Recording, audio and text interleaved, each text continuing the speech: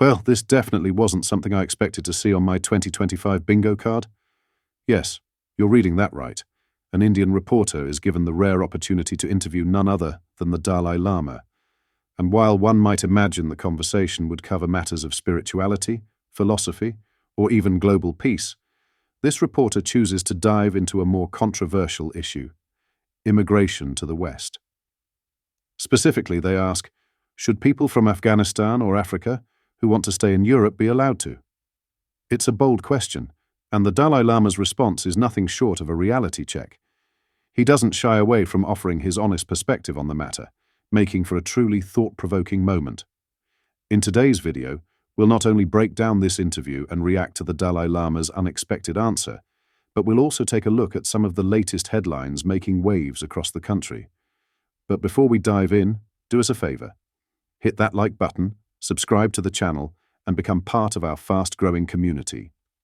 Just a quick one to say we do have t-shirts available on our website. We have stuck farmer and Make Britain Great Again ones. Make sure you check the link in the description or go to britishstand.com. So, as mentioned in the intro, the Dalai Lama gives the BBC reporter quite the reality check when asked whether he believes Europe should accept even more immigrants. Let's take a look and see what he had to say. From Afghanistan or the Middle East want to stay in Europe. Shouldn't they be allowed to? Limited number, okay. But whole Europe eventually become Muslim country, impossible. Or African country, also impossible. There's nothing wrong with that, is there? I mean, you're a refugee yourself. They themselves, I think, better to their own land, climatically. Much better. Europe too cold. My parents moved from India to the UK. That's now their home. That's okay too, isn't it? If Indians or anyone else wants to live in Europe? I think England, the small island, 90% become Indian. Then I don't know. Your Holiness, a lot. This how people reacted to this interview. Elon Musk simply said, interesting whilst retweeting it. This user said, no lady, it's not okay for Europe to turn into Africa or India or anything else. Bet you'd be quick to denounce it if it were the other way around, and rightfully so. Like, what even is this? Not only would you become the very thing you sought to emigrate from, but you'd also be deleting an entire people and culture. I find it so obnoxious having to argue with adults over concepts at the level of 2 + 2, but there are just so many of them weirdly, and it's unavoidable. Imagine if adults were at least above that on average. What a world. Justin said, even a spiritual master with multiple lifetimes of accessible memory, according to the Dalai Lama, has a problem with unchecked immigration. The best part is when he laughs with her. Gotta stay positive. This user said, it's a simple concept. If everyone just tries to flee problems in certain country to another, they will just have the problems in the new country, as the problems do not exist, separate from the people. This user said, the Dalai Lama is a very wise man. He understands the eventual climax in conflict when balance is disrupted, bearing in mind that different regions also spawned, even different appearances and mannerisms. Adam said, mass migration is fundamentally colonialism. Each country can only absorb so many people into it before you radically change it, and even create a destabilizing power vacuum. That's why immigration needs to be very well regulated.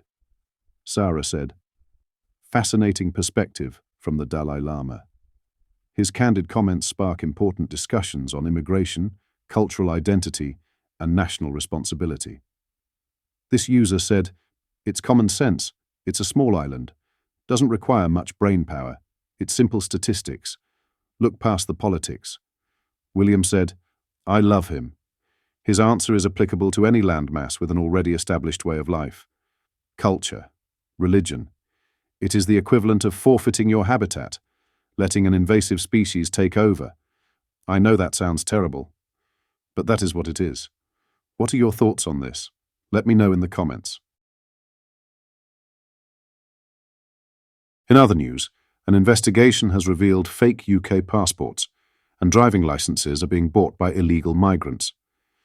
National Crime Agency bosses have been alerted to British firms that claim to offer click and collect fraudulent papers for £5,000.